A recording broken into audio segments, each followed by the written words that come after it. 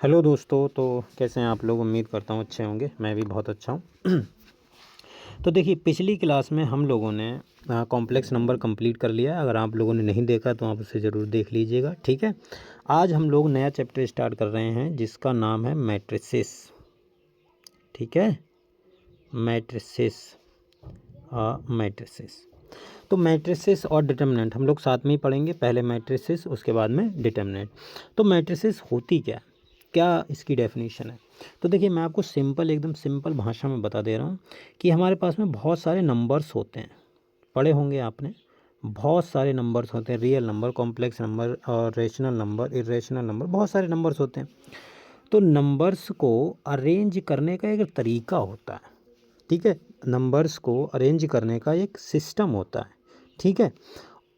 वही सिस्टम हमारा कहलाता है मैट्रिक्स। और किस तरीके से अरेंज किया जाता है नंबर्स को, अगर हम रेक्टेंगुलर एरे फॉर्म में अगर हम सारे नंबर्स को अरेंज कर दें, ठीक है। कुछ नंबर उठाएं, उनको रेक्टेंगुलर एरे फॉर्म में अगर अरेंज कर दें तो वो हमारा बन जाता है डेफिनेशन ऑफ मैट्रिसेस। वही हमारा मैट्रिसेस कहलाता है। दैट्स इट, बट ख़त्म, ठीक है। तो अगर मैं मैट्रिसेस की डेफिनेशन लिखना चाहूँ तो क्या हो जाएगी। मैट्रिसेस की अगर मैं डेफिनेशन लिखना चाहूँ तो क्या हो जाएगी। रेक्टेंगुलर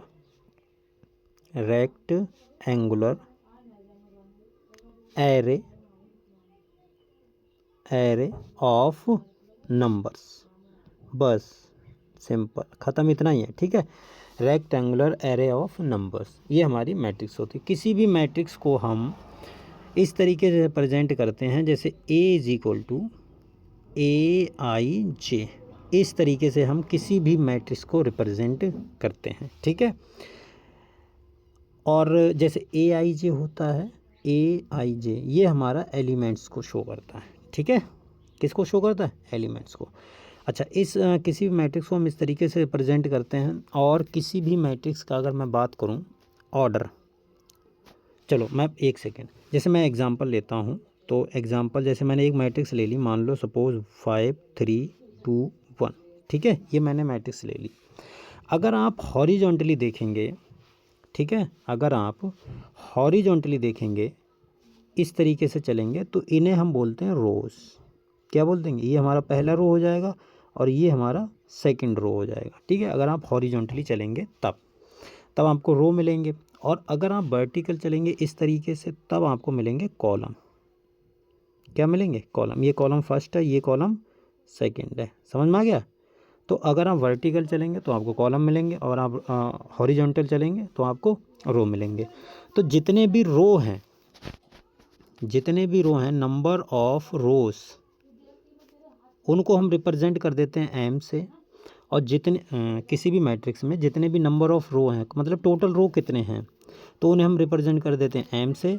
और टोटल जो कॉलम होते हैं, टोटल कॉलम्स होते हैं, उन्हें हम रिप्रेजेंट कर देते हैं एन से। तो अगर मुझे किसी भी मैट्रिक्स का ऑर्डर निकालना हो, ऑर्डर, तो वो क्या हो जाएगा, वो हो जाएगा m×n, ठीक है।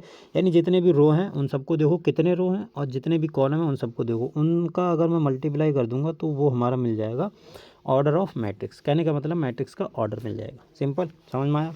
जैसे इसी में एक आपको एग्जांपल बता देता हूँ। जैसे मान लो मेरे पास में एक मैट्रिक्स है A, और मैंने लिखी है 5 3 2 1, ठीक है।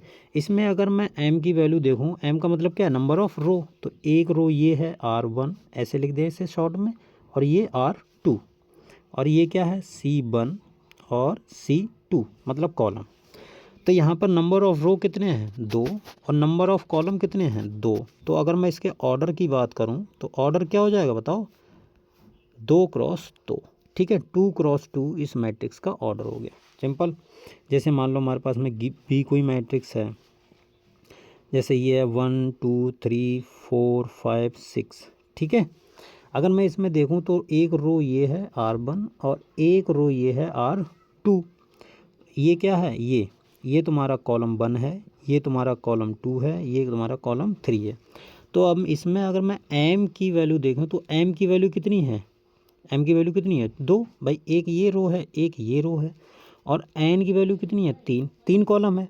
तो इस मैट्रिक्स का ऑर्डर कितना हो जाएगा 2x3। पहले रो आता है, ध्यान रखिएगा। मैट्रिक्स का जो ऑर्डर होता है वो m×n होता है, ठीक है। तो इसका 2x3 आ जाएगा। अच्छा, इसी में अगर मैं बात करूं टोटल एलिमेंट, जैसे मैं इसके देखूं ए के, अगर मेरे से कोई पूछ ले कि भाई ए के टोटल एलिमेंट बताओ कितने होंगे, ठीक है। टोटल एलिमेंट्स ये उधर चला गया, कोई बात नहीं। टोटल एलिमेंट्स का मतलब ये है कि इन दोनों को आप जो ऑर्डर निकल गया है ये, या ऐसे समझ लो कि जितने भी रो हैं जितने भी कॉलम हैं दोनों को मल्टीप्लाई कर दो तो वो हमारे एलिमेंट्स आ जाते हैं। तो कितना हो जाएगा 2x2 बराबर 4। तो इसमें कितने एलिमेंट हो जाएंगे 4। ऐसे ही अगर मैं इसमें एलिमेंट की बात करूँ तो कितने हो जाएंगे 2 × 3 बराबर 6। तो इसमें टोटल एलिमेंट कितने हो गए 6। आगे समझ में, मेरे ख्याल से समझ में आ गया होगा। तो इसमें एलिमेंट कितने हो गए 6, ठीक है। तो ये हमारे पास में सिंपल है, कोई दिक्कत वाली बात नहीं है, मेरे ख्याल से ये समझ में आ गया होगा। अच्छा, किसी भी मैट्रिक्स को अगर मुझे रिप्रेजेंट करना हो जनरल रूप से, कोई मेरे से पूछे कि जनरल मैट्रिक्स क्या होती है, ठीक है। तो जनरल मैट्रिक्स अगर मेरे से कोई पूछे तो मैं किस तरीके से बताऊंगा। जैसे मान लो मेरे पास में ए मैट्रिक्स है, उसको मैं इस तरीके से लिख रहा हूँ A11 A12 A13 A21 A22 A23 और A31 A32 A33, ठीक है। ये हमारे पास में मैट्रिक्स हो गई, जनरल तरीका हो गया किसी भी मैट्रिक्स को रिप्रेजेंट करने का। तो इसमें अगर मैं इस मैट्रिक्स के ऑर्डर की बात करूं, भाई इस मैट्रिक्स का ऑर्डर क्या होगा, अगर कोई मेरे से पूछे कि इस मैट्रिक्स का ऑर्डर क्या होगा, तो ऑर्डर हो जाएगा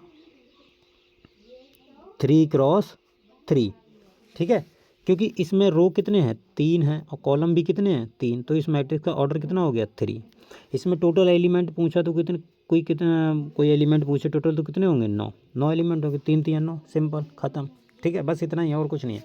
अच्छा, एक चीज़ आपको ध्यान देना, कोई मेरे से पूछ ले कि भाई ये बताओ कि A2,1 क्या रिप्रेजेंट करता है, भाई आपसे आप ये तो बोलोगे भाई 2,1 A21 क्या एक एलिमेंट है मैट्रिक्स का, लेकिन कोई पूछे आपसे कि ये रिप्रेजेंट क्या करता है तो क्या बोलेगे। देखो मैं आपको सिंपल बताता हूँ कि ध्यान रखना, जो ये होता है ये रिप्रेजेंट करता है रो को, कि भाई कौन सा रो है, ठीक। और ये जो रिप्रेजेंट करता है ये करता है एलिमेंट। समझ में आया? अभी मैं बताता हूँ इसका मतलब क्या है। मेरे कहने का मतलब है कि A21 का मतलब है सेकंड रो का, ये 2 है ना, तो ये रिप्रेजेंट कर रहा है सेकंड रो का फर्स्ट एलिमेंट, ठीक है। ये 1 लिखा है तो इसका मतलब है रो 2 का फर्स्ट एलिमेंट। जैसे ये रो 2 होगी, ये वाली पूरी रो 2 होगी कि नहीं बताओ, तो रो 2 का फर्स्ट एलिमेंट, ठीक। ऐसे ही अगर आपसे कोई पूछ ले A32 तो इसका मतलब क्या है रो 3 मतलब थर्ड रो का सेकंड एलिमेंट। तो रो थर्ड का सेकंड एलिमेंट कौन सा होगा ये तो आपको दिख भी रहा होगा, सिंपल। समझ में आ गया? ऐसे ही आप पता कर सकते हैं, कोई दिक्कत वाली बात नहीं है, सिंपल। चलिए आगे हम लोग बढ़ते हैं और हम पढ़ते हैं टाइप्स ऑफ मैट्रिक्स की तरफ से। काफ़ी देखो टाइप्स होती हैं, types of matrix, types of matrices, ठीक है। टाइप्स ऑफ मैट्रिसेस क्या होती हैं, देखो पहली हमारे पास में मैट्रिक्स होती है रो मैट्रिक्स। रो मैट्रिक्स क्या होती है, रो मैट्रिक्स होती है मतलब कहने का मतलब है जिसमें, चलो जैसे मैंने कुछ एलिमेंट उठाए A11 A12 और A13 ऐसे करके A1n। कहने का मतलब ये है कि जिसमें एक ही रो हो, आप सिंपल समझिए, जिसमें एक ही रो हो वो हमारी रो मैट्रिक्स है। जैसे इसमें एक रो है और n कॉलम है, एक ये है एक ये है एक ये है और एक ये है, तो इसमें कितने हो गए n कॉलम हो गए। समझ में आया? इसमें n कॉलम हो गए और रो हो गया 1। तो एक रो है किसी भी मैट्रिक्स में तो वो हमारी हो जाएगी रो मैट्रिक्स, ख़त्म, बस इतना ही है, ठीक है। सेकंड है, अच्छा सेकंड चीज़ क्या है हमारी कॉलम मैट्रिक्स। सेकंड चीज़ है हमारी कॉलम मैट्रिक्स, ठीक है। Column matrix. कॉलम मैट्रिक्स का आप सिंपल से समझ लीजिए जिसमें एक ही कॉलम हो, ख़त्म बस। इसको आप कैसे लिखेंगे, ऐसे करके A11 A12 और इस तरीके से A1n, ठीक है, जिसमें एक ही कॉलम हो, वो कैसी हो जाएगी, कॉलम मैट्रिक्स। तो इसमें n कॉलम है और इसमें n रो हैं। देखो एक रो ये है, एक रो ये है, एक रो ये है और एक रो, मतलब ऐसे n रोज हैं, ठीक है। तो जिसमें एक ही कॉलम हो वो हमारी कैसी हो जाएगी, कॉलम मैट्रिक्स। सिंपल, मेरे ख्याल से समझ में आ गया होगा। थर्ड है हमारी नल मैट्रिक्स। कौन सी है, नल मैट्रिक्स। आपके घर वाला नल नहीं, ठीक है, नल मैट्रिक्स। तो नल मैट्रिक्स का मतलब होता है कि सभी element zero, all elements is equal to zero. तो वो हमारी कैसी हो जाएगी, नल मैट्रिक्स। सिंपल, समझ में आया। इसे लिखेंगे कैसे, अरे कैसे भी लिख दो, जैसे मैंने लिख दिया, मान लो 0 0 0 0 0 0 ऐसे लिख दीजिए। इसमें 2 रो हैं और 3 कॉलम है, तो 2 क्रॉस 3 की ये नल मैट्रिक्स हो गई, ठीक। तो इसे ये हमारे हो गए 2 क्रॉस 3, ठीक है। तो ये 2 क्रॉस 3 की नल मैट्रिक्स हो गई। मेरे ख्याल से समझ में आ गया, कुछ इसमें हुआ नहीं है, सिंपल है, ठीक है। अच्छा, अगली चीज़ है तुम्हारी फोर्थ जो मैट्रिक्स है वो है तुम्हारी हॉरिजॉन्टल मैट्रिक्स, ठीक है, हॉरिजॉन्टल मैट्रिक्स, ठीक। हॉरिजॉन्टल मैट्रिक्स क्या होती है, हॉरिजॉन्टल मैट्रिक्स ये होती है कि एक ऐसी मैट्रिक्स जिसमें नंबर ऑफ रो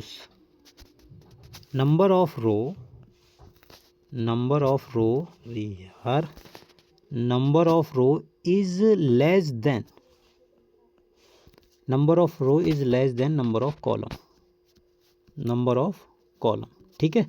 सिंपल, बस ये ध्यान रखिए, जिस मैट्रिक्स में जो रो हैं, रो की संख्या कॉलम की संख्या से कम हो, वो हमारी कैसी होगी, हॉरिजॉन्टल मैट्रिक्स। जैसे एग्जांपल मैं बता दूं, जैसे एग्जांपल हम कोई मैट्रिक्स है जैसे ए, ठीक है, ए मैट्रिक्स है और उसमें इस तरीके से एलिमेंट हैं 2 1 3 4 1 2 0 1, समझ में आ गया।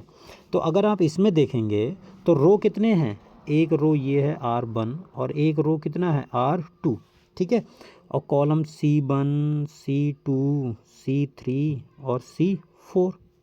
तो कॉलम संख्या कितनी है, 4, और रो कितने हैं, 2, तो 2 लेस देन 4 से है, समझ में आ गया। तो ये ऐसे करके आप ध्यान सकते हैं, मतलब देख सकते हैं,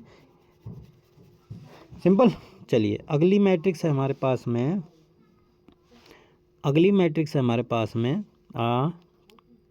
वर्टिकल मैट्रिक्स,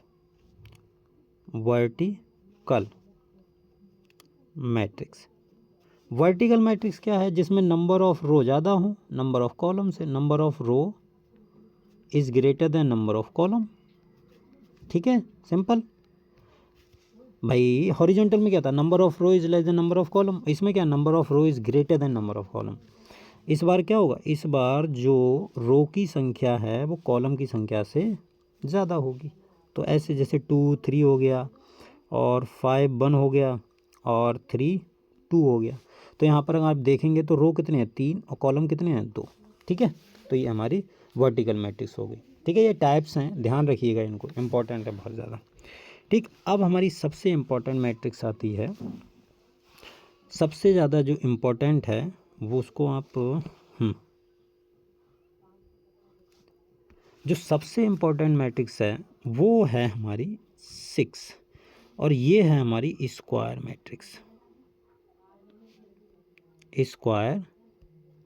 मैट्रिक्स, ठीक है। देखिए अब ये चलेगी काफ़ी, ये बहुत इंपॉर्टेंट मैट्रिक्स है, ध्यान रखिएगा, बहुत ज़्यादा इंपॉर्टेंट मैट्रिक्स है, बहुत, क्योंकि नंबर ऑफ क्वेश्चंस जो एग्ज़ाम में आते हैं वो इसी से ज़्यादा आते हैं, ठीक है। तो स्क्वायर मैट्रिक्स नथिंग इज़ जहाँ पर रो और कॉलम की संख्या बराबर हो जाए, ख़त्म, बस। Number of rows is equal to number of columns, ठीक है। जहाँ पर number of rows number of columns के बराबर हो जाए वो हमारी क्या हो जाती है, स्क्वायर मैट्रिक्स। ठीक, जैसे मैं आपको एक एग्जांपल दूं, जैसे हमारे पास में कोई ए मैट्रिक्स है कुछ इस तरीके से, ये 9 5 और 2 1 8 और 3 1 3 और 4। ठीक है, ये हमारे पास में इसमें रो की संख्या कितनी है, 3, कॉलम की संख्या कितनी है, 3, तो ये 3x3 की मैट्रिक्स हो गई, स्क्वायर मैट्रिक्स हो गई। ठीक है, ये हमारे पास में स्क्वायर मैट्रिक्स है 3x3 की। समझ में आया? ठीक, जैसे एक और मैट्रिक्स मैंने दे दिया, जैसे मान लो बी मैट्रिक्स है मेरे पास में कोई दूसरी, तो ये होगी हमारे पास में 1 2 और 3 1। ठीक है, तो ये 2x2 की स्क्वायर मैट्रिक्स है। ठीक है, स्क्वायर मैट्रिक्स का मतलब यही है कि जहाँ पर रो और कॉलम की संख्या आपस में बराबर हो। ठीक है, अच्छा यहाँ पर एक शब्द आता है डायगोनल एलिमेंट्स का। एक सेकंड, दूसरा कलर लेते हैं, ये वाला। डायगोनल एलिमेंट्स क्या होते हैं, या प्रिंसिपल डायगोनल एलिमेंट्स। ठीक है, principal diagonal element, principal diagonal क्या होता है।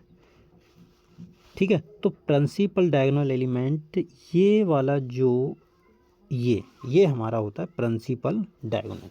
ठीक है, ये क्या हो जाएगा हमारा प्रिंसिपल डायगोनल। क्लियर, समझ में आया?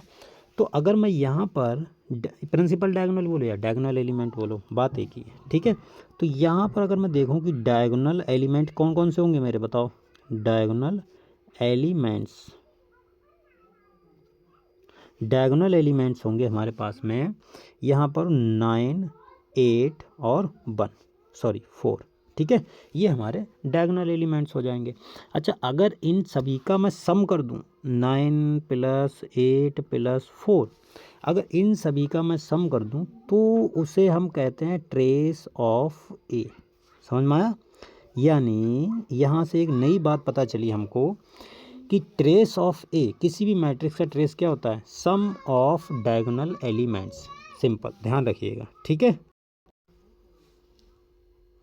हाँ, सम ऑफ डायगोनल एलिमेंट्स वो क्या होता है हमारा ट्रेस ऑफ ए। मतलब किसी भी मैट्रिक्स का अगर हमें ट्रेस निकालना हो तो डायगोनल एलिमेंट्स को ऐड कर दो, ख़त्म, बस इतना ही है। ठीक है, तो ये मेरे ख्याल से चीज़ समझ में आ गई। अभी इसमें और बातें बतानी तो मैट्रिक्स में दोबारा लिख लेता हूँ। देखिए हमारे पास मैट्रिक्स क्या थी, हमारे पास में मैट्रिक्स थी 9 8 और 9 5 8 नहीं 5 2, यही थी, हाँ, 1 8 3 और 1 3 और 4। ठीक है, ये हमारे पास में मैट्रिक्स थी।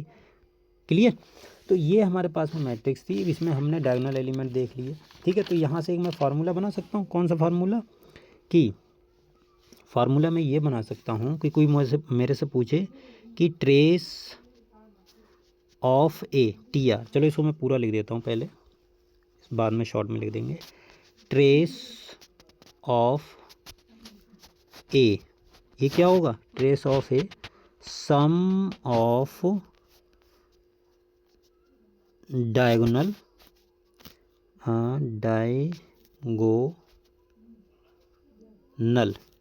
एलिमेंट्स। ठीक है, तो ये हमारा क्या हो जाएगा, ये हमारा हो जाएगा ट्रेस। किसी भी मैट्रिक्स का अगर मैं ट्रेस निकालना हो तो सम ऑफ डायगोनल एलिमेंट्स, ये सम ऑफ डायगोनल एलिमेंट्स लिखा हुआ है। ठीक है, अगर नहीं दिख रहा हो मैं बोल दे रहा हूँ। अच्छा, इसके बाद में एक वर्ड आता है कॉन्जुगेट। कॉन्जुगेट ये आपने कॉम्प्लेक्स में भी पढ़ा होगा, लेकिन यहाँ पर यदि यार ये क्या लिखा जा रहा है, सॉरी, कॉन्जुगेट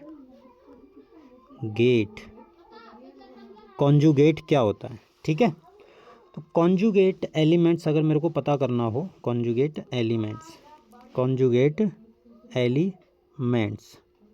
ठीक है, जैसे अगर मेरे पास में लिखा हुआ है AIJ, अगर मैं उसको, जो AIJ होता है ना, अगर इसका मुझे कॉन्जुगेट लिखना हो तो वो होता है JI। सिंपल, मतलब J और I की पोजीशन चेंज कर दूं तो वो हमारा क्या हो जाएगा, कॉन्जुगेट एलिमेंट।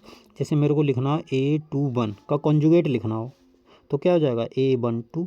सिंपल, समझ में आ गया? जैसे मेरे को लिखना हो A31 का कॉन्जुगेट तो A13।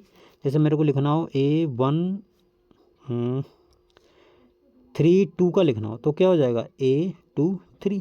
समझ में आ गया। तो ये हमारा कॉन्जुगेट एलिमेंट होता है। मेरे ख्याल से समझ में आ गया होगा, कोई दिक्कत वाली बात नहीं है। ठीक है। अच्छा, अब स्क्वायर मैट्रिक्स के ही टाइप्स होते हैं। ठीक, जैसे मैंने यहाँ पर, मैं देखो यहाँ पर एक डायग्राम बना रहा हूँ, उसको ध्यान से देखिए। स्क्वायर डायग्राम थोड़ा मैं सही से बना दूँ। स्क्वायर मैट्रिक्स, ठीक है, स्क्वायर मैट्रिक्स हो गई ये हमारी। ठीक है, स्क्वायर मैट्रिक्स के देखो दो टाइप होते हैं। एक तो होता है तुम्हारा, इसको थोड़ा सा छोटा लिखें, ये एक होता है तुम्हारा triangular matrix. Triangular matrices, triangular matrix हो गई, ये हो गई एक। ठीक है, और सेकंड हो गया तुम्हारा डायगोनल मैट्रिक्स। डायगोनल मैट्रिक्स, ठीक है। तो स्क्वायर मैट्रिक्स से दो पार्ट हो गए, एक तो तुम्हारा ट्रायंगुलर मैट्रिक्स और एक डायगोनल मैट्रिक्स। अच्छा, ट्रायंगुलर मैट्रिक्स में भी दो चीज़ें होती हैं। ठीक है, एक इसमें होता है, पहला पार्ट ये होता है इसमें अपर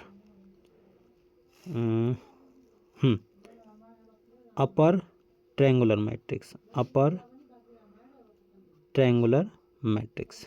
ठीक है, मैं पूरा नहीं लिख रहा हूँ, ध्यान रखिएगा। अच्छा, दूसरा इसमें होता है lower triangular matrix, lower triangular matrix. ठीक है, क्लियर। तो डायगोनल मैट्रिक्स क्या होती है और ट्रायंगुलर मैट्रिक्स क्या होती है। ट्रायंगुलर मैट्रिक्स में दो पार्ट होते हैं, अपर ट्रायंगुलर और लोअर ट्रायंगुलर। अब इनको हम एक एक चीज़ करके समझते हैं कि क्या होता है। देखो, अपर ट्रायंगुलर का मतलब होता है, अपर ट्रायंगुलर का मतलब ये होता है कि if aij is equal to 0 for all i is greater than j, i is greater than j। ठीक है, ध्यान रखना ये चीज़, i is greater than j, i greater than j। ठीक है, ये हमारी हो जाएगी upper triangular matrix. Lower triangular का मैट्रिक्स क्या होती है, if aij is equal to 0 for all i is less than j। ठीक है, ये हमारी लोअर ट्रायंगुलर मैट्रिक्स हो जाएगी। क्लियर, समझ में आया। चलिए मैं इसको एक एग्जांपल से समझाता हूँ, आपको अच्छे से समझ में आएगा। तो सबसे पहले हम पढ़ते हैं अपर ट्रायंगुलर मैट्रिक्स क्या होती है। अपर ट्रायंगुलर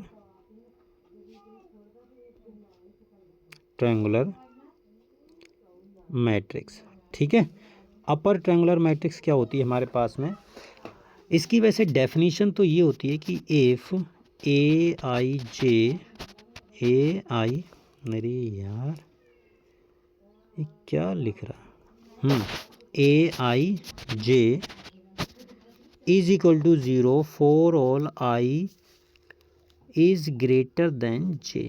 अब देखो, इसको हो सकता है ऐसे आपको ये अभी डेफिनेशन समझ में ना आई हो, मैं आपको सिंपल बताता हूँ कि कोई भी मैट्रिक्स है, ठीक है, कोई भी दुनिया की मैट्रिक्स है, आप डायगोनल एलिमेंट्स लिखो। ठीक है, जैसे मैंने कोई भी मैट्रिक्स लिख दिया, जैसे A11 और A22, अरे यार A22 और A33। ठीक है, डायगोनल के नीचे वाले एलिमेंट सभी ज़ीरो कर दो, ये ज़ीरो हो गया, ये ज़ीरो, ये ज़ीरो, ऊपर वैसा ही रहने दो, कोई दिक्कत नहीं है। ठीक है, तो ये मान लो हमारे पास में लिखा होगा A12, A13 और A23। ठीक है, तो डायगोनल एलिमेंट्स के नीचे वाला पार्ट ज़ीरो जिस मैट्रिक्स में होता है वो हमारी क्या होती है, अपर ट्रायंगुलर मैट्रिक्स होती है। सिंपल, मेरे ख्याल से मैंने बिल्कुल इजी तरीके में बता दिया है कि डायगोनल के एलिमेंट जिस मैट्रिक्स में नीचे, डायगोनल के एलिमेंट्स से नीचे जितने भी एलिमेंट्स होते हैं वो सारे के सारे ज़ीरो होने चाहिए, कंपलसरी है। ऊपर वाले ज़ीरो हों ना हो हमें कोई दिक्कत वाली बात नहीं है। ठीक है, लेकिन नीचे वाले सभी के सभी कंपलसरी है कि ज़ीरो ही होने चाहिए। तो वो हमारी कैसी मैट्रिक्स होती है, अपर ट्रायंगुलर मैट्रिक्स। ठीक है, मेरे ख्याल से समझ में आ गया होगा। अब आ जाते हैं हम लोअर ट्रायंगुलर मैट्रिक्स में, लोअर ट्रायंगुलर मैट्रिक्स। ठीक है, लोअर ट्रायंगुलर मैट्रिक्स क्या होती है कि डायगोनल से ऊपर वाले एलिमेंट सभी जीरो, जैसे ये 1 1 हो गया, ये 2 2 हो गया, 8 3 3 हो गया, तो ऊपर वाले सभी एलिमेंट ज़ीरो कर दो और नीचे वैसे ही रहने दो। ठीक है, ये क्या होता है 2 1 और 3 1 3 2, ठीक है। नीचे वाले मतलब नीचे वाले सभी के सभी एलिमेंट मतलब जरूर ये नहीं है कि सभी के सभी नॉन ज़ीरो ही हो भाई, हो सकता है A21 की वैल्यू क्या हो, मतलब ज़ीरो हो जाए। लेकिन मेरे कहने का मतलब ये डेफिनेशन ये बोलती है कि अगर आप लोअर ट्रायंगुलर मैट्रिक्स की बात कर रहे हैं तो डायगोनल से ऊपर वाले सभी एलिमेंट ज़ीरो ही होना कंपलसरी है, ठीक है। इसकी डेफिनेशन भी यही बोलती है, मैं डेफिनेशन लिख देता हूँ कि if Aij is equal to zero for all i is less than j, बस ख़त्म, सिंपल, समझ में आया। तो हमारी ये हो गई अपर ट्रायंगुलर मैट्रिक्स, दूसरी होगी लोअर ट्रायंगुलर मैट्रिक्स। मेरे ख्याल से समझ में आ गई होगी, कोई दिक्कत वाली बात नहीं है, ठीक है। अच्छा, अगली चीज़ आ जाती है, हम आ जाते हैं जो स्क्वायर मैट्रिक्स का सेकंड पार्ट था डायगोनल मैट्रिक्स, तो उस पर आ जाते हैं डायगोनल मैट्रिक्स, ठीक है, डायगोनल मैट्रिक्स। अब डायगोनल मैट्रिक्स क्या होती है, डायगोनल मैट्रिक्स में ये होता है कि सिर्फ डायगोनल नॉन ज़ीरो, बाकी सभी के सभी एलिमेंट कैसे होने चाहिए, ज़ीरो, ठीक है। यानी Aij is equal to zero for all i not equal to j, ठीक है।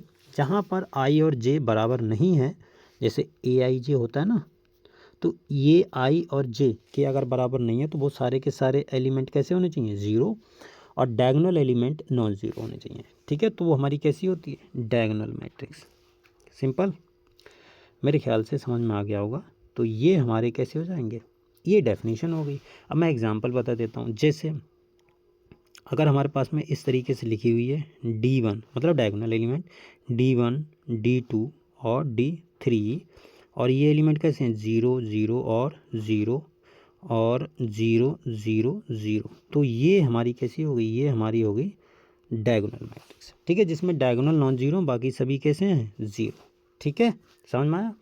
अब इसमें भी देखो, अच्छा इसको मैं एक तरीके से और लिख सकता हूँ, जैसे मैं सिंपल ऐसे लिखता हूँ DIA और D1 D2 और D3, इसको लिखने का ये भी तरीका हो गया एक सिंपल, ठीक है। अब अच्छा, अगर इसमें ही अगर मैं बात करूँ, देखो ये मैं बात बड़ी अच्छी बता रहा हूँ आपको, अब ध्यान दीजिए। देखो इफ़ D1 D2 D3 तीनों बराबर हो जाएं किसी एक कांस्टेंट नंबर के, ठीक है, D1 D2 D3 की वैल्यू किसी कांस्टेंट नंबर के बराबर हो जाए, ठीक है, किसी नॉन ज़ीरो कांस्टेंट नंबर के, मतलब D1 D2 D3 किसी मतलब तीनों की वैल्यू सेम हो जाए, बराबर हो जाए किसी नंबर के बराबर, के कुछ भी हो सकता है, तो कुछ इस प्रकार से दिखेगी मैट्रिक्स के के ज़ीरो ज़ीरो ज़ीरो के ज़ीरो ज़ीरो ज़ीरो के, इस तरीके से दिखेगी वो मैट्रिक्स। तो इसे हम बोलेंगे बेटा स्केलर मैट्रिक्स, क्या बोलेंगे, स्केलर मैट्रिक्स, ठीक है, समझ में आया। फिर से सुन लीजिए कि D1 D2 D3 की वैल्यू, तीनों की वैल्यू किसी एक नंबर के बराबर हो जाए तो वो हमारी स्केलर मैट्रिक्स होती है। अच्छा, सेकंड पॉइंट इसमें ये है कि इफ़ अगर D1 D2 और D3 की वैल्यू 1 के बराबर हो जाए, तीनों की वैल्यू 1 के बराबर हो जाए, तो वो मैट्रिक्स कुछ इस तरीके से दिखेगी 1 0 0 0 1 0 0 0 0 1, ठीक है। तो वो मैट्रिक्स कुछ इस तरीके से दिखेगी, इसे हम बोलते हैं आइडेंटिटी मैट्रिक्स, क्या बोलते हैं, आइडेंटिटी मैट्रिक्स, समझ में आया। इसे हम बोलेंगे आइडेंटिटी मैट्रिक्स, और इसे रिप्रेजेंट करते हैं हम आई से, और ये कितने 3x3 की आइडेंटिटी मैट्रिक्स हो गई, ठीक है, समझ में आया। तो देखो मैट्रिक्स के जितने भी प्रकार होते हैं वो मैंने आपको सभी के सभी बता दिए हैं अच्छे से। इतने टाइप्स की मैट्रिक्स होती हैं, और भी टाइप्स आएंगे वो हम आगे डिस्कस करेंगे। फ़िलहाल इससे अगले हम करेंगे क्वेश्चंस, और क्वेश्चंस मैं करवाऊंगा, अच्छे अच्छे क्वेश्चंस करवाऊंगा, इन्हीं पे बेस क्वेश्चन करवाऊंगा जो आपके प्रीवियस ईयर आने में बहुत चांसेस होंगे, ठीक है, समझ में आया। तो देखिए आज के लिए हम इतना रखते हैं, तब तक के लिए आप इसको अच्छे से पढ़ लीजिए, ठीक है। जो भी चीज़ ना समझ में आए वो कमेंट सेक्शन में आप पूछ सकते हैं, कोई दिक्कत वाली बात नहीं है, ठीक है। चलिए फिर आज के लिए हम इतना रखते हैं, मिलते हैं कल, तब तक के लिए बाय बाय, टेक केयर।